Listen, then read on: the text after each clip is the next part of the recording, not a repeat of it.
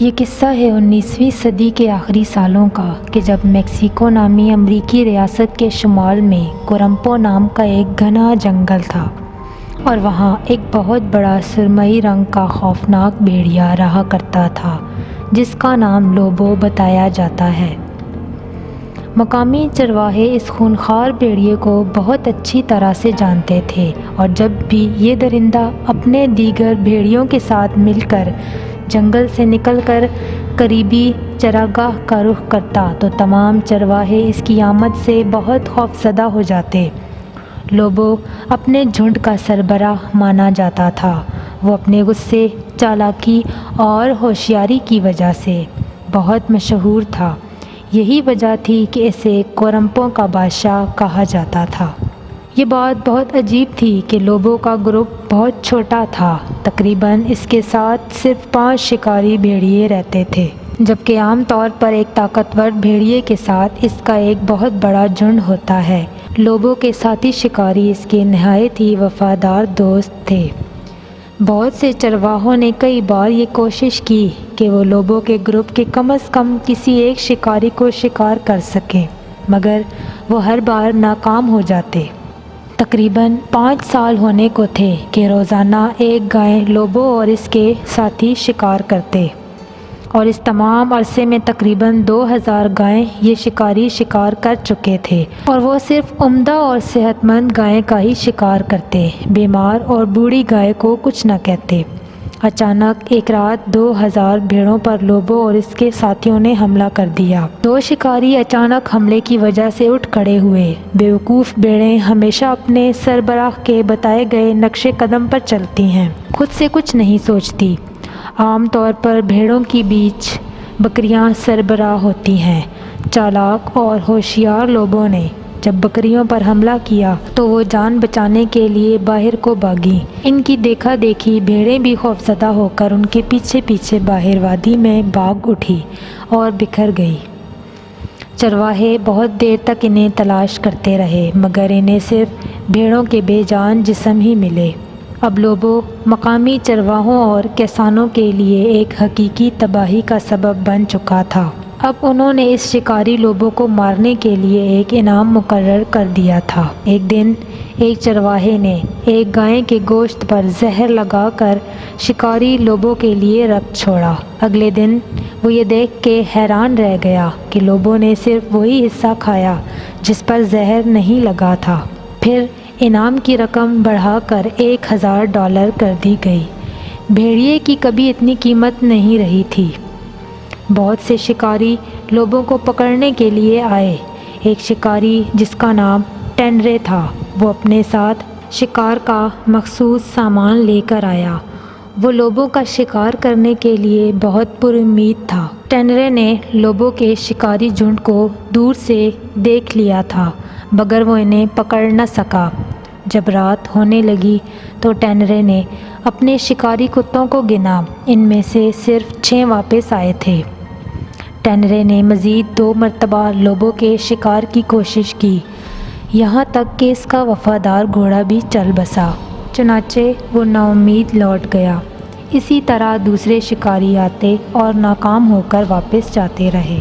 جوکلین نامی ایک کسان کا فارم ایک چٹانی علاقے میں تھا، مگر لوبو اس کی گائے، بکریوں اور بھیڑوں کو اکثر نشانہ بناتا رہتا۔ چنانچہ اس نے بھیڑیوں کے مشہور شکاری ارنسٹ تھامسن کو اپنے ہاں مدعو کیا۔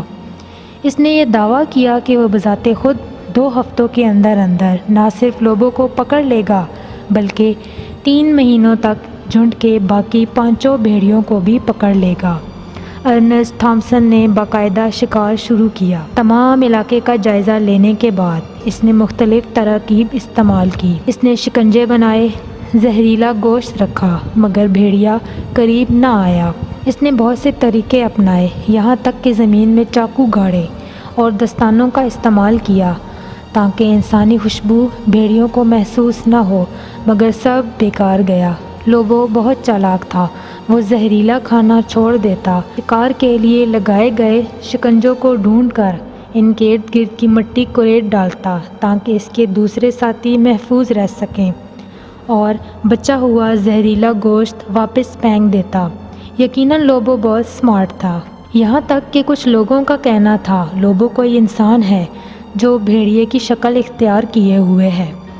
اچانک ایک دن ارنسٹ تھامسن نے ایک برف کے میدان میں لوبو کے قدموں کے نشان دیکھے۔ انہوں نے نوٹ کیا کہ لوبو کے قدموں کے نشان سے آگے کسی دوسرے بھیڑیے کے قدموں کے نشان موجود ہیں، اور یہ بات قدرے عجیب تھی کیونکہ عام طور پر سردار بھیڑیے اس بات کو سخت ناپسند کرتے ہیں کہ کوئی ان کی موجودگی میں ان سے آگے آگے چلے۔ ایسی صورت میں وہ آگے چلنے والے کو عام طور پر سزا دیا کرتے ہیں، مگر اس جگہ کسی بھی قسم کی لڑائی کے آثار موجود نہیں تھے۔ تب شکاریوں نے اندازہ لگایا کہ یہ بلانکا کے قدموں کے نشان ہیں۔ بلانکا لوبو کی مادہ بھیڑیا تھی۔ شکاری حیران تھے کیونکہ لوبو بلانکو سے محبت کرتا تھا۔ بلانکو ایک نہایت خوبصورت مادہ بھیڑیا تھی۔ شکاری کے ذہن میں اسی وقت ایک نئی ترکیب سوجھی اور اس نے گوشت کا ایک ٹکڑا اور 2 شکنجے زمین پر کچھ اس طرح رکھ دیے کہ وہ واضح طور پر نظر آتے رہے، اور تھوڑا قریب ہی گوشت کا ایک اور ٹکڑا رکھ دیا، مگر اب اس ٹکڑے کے گرد 6 شکنجے زمین میں چھپا کر رکھ دیے۔ اس کے بعد اس نے شکنجے کے قریب برفیلی زمین پر بھیڑیے کے قدموں کے مصنوعی نشان بنا ڈالے۔ اس رات لوبو بہت بری طرح سے آوازیں نکال رہا تھا۔ شکاری جان گیا تھا کہ پلان کامیاب ہو گیا ہے۔ اگلی صبح جب پلان کی کامیابی دیکھنے کے لیے گئے تو کیا دیکھا کہ ایک بھیڑیا شکار ہو چکا تھا۔ پنجوں کے نشانات کا پیچھا کیا گیا تو سامنے وہی خوبصورت مادہ بھیڑیا زخمی پڑی تھی۔ خوبصورت بلانکو زخمی تھی اور مدد کے لیے پکار رہی تھی۔ شکاری نے اس کے گلے کے گرد رسی باندھ دی، مگر لوبو اس کے قریب آ گیا اور کسی کو بھی اس سے ہاتھ نہ لگانے دیا اور شکنجے کو کھولنے کی کوشش کرتا رہا، لیکن سب بیکار تھا۔ شکاری نے رسی کو گھوڑے سے باندھا اور بلانکو کو زمین پر گھسیٹتا ہوا لے آیا۔ لوبو سارا دن چیختا رہا، آخر کار دکھی دل کے ساتھ بلانکو کے قدموں کے نشانات پر چلتا ہوا فارم تک آ پہنچا۔ شکاری کے ذہن میں ایک اور ترکیب آئی۔ اس نے فارم کے قریب تقریباً 130 شکنجے تھوڑے تھوڑے فاصلے پر لگا دیے۔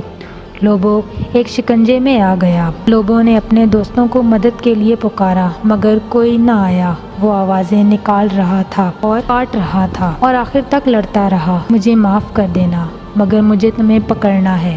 یہ کہہ کر شکاری نے رسی لوبو کی گردن کے گرد ڈال دی، مگر بہادر لوبو نے آسانی کے ساتھ رسی اتار ڈالی۔ شکاری نے اسے گولی نہ ماری کیونکہ وہ اس کی جلد کو خراب نہیں کرنا چاہتا تھا۔ وہ واپس فارم گیا اور دوسروں سے مدد مانگی کہ اسے ایک نئی رسی مہیا کی جائے۔ انہوں نے لوبو کی ٹانگوں سے رسی باندھی اور اسے گھوڑے پر ڈال کر لے گئے۔ ارنسٹ تھامسن نے اس کا معائنہ کیا۔ اس کے جسم پر بہت سے زخموں کے نشان تھے۔ لوبو باقی بھیڑیوں سے مختلف تھا۔ اس نے کچھ بھی نہ کھایا، اس نے نہ پانی پیا، نہ گوشت کھایا اور نہ ہی کسی سے مدد مانگی۔ ایک شیر کی مانند جو اپنی قوت کھو چکا ہو، ایک شاہین جس نے اپنی آزادی کھو دی ہو، اور ایک ایسی فاختہ کا ساتھی اس سے چھن گیا ہو۔ لوبو 3 آزمائشوں سے گزر چکا تھا اور اس نے 3 چیزیں، طاقت، آزادی اور اپنا ساتھی، کھو دی تھی۔ جب اگلی صبح ہوئی تو لوبو اب بھی وہیں پڑا ہوا تھا، مگر اب وہ سانس نہیں لے رہا تھا۔ شکاری نے اس کی گردن سے رسی اتار دی اور اسے اس کی پیاری بلانکو کے ساتھ دفنا دیا اور کہا کہ اب تم دونوں کو کوئی جدا نہیں کر سکتا۔ کہتے ہیں کہ اس کے بعد ارنسٹ تھامسن نے بھیڑیوں کا شکار چھوڑ دیا تھا اور امریکہ کی جنگلی حیات کے تحفظ کے لیے ایک تحریک شروع کی۔ اس نے جنگلی حیات پر ایک کتاب بھی لکھی، اور یہ اندازہ لگانا مشکل نہیں کہ اس کی کہانی کا ہیرو کون تھا، اور وہ اپنی آخری سانس تک لوبو کے قتل پر خود کو معاف نہ کر سکا۔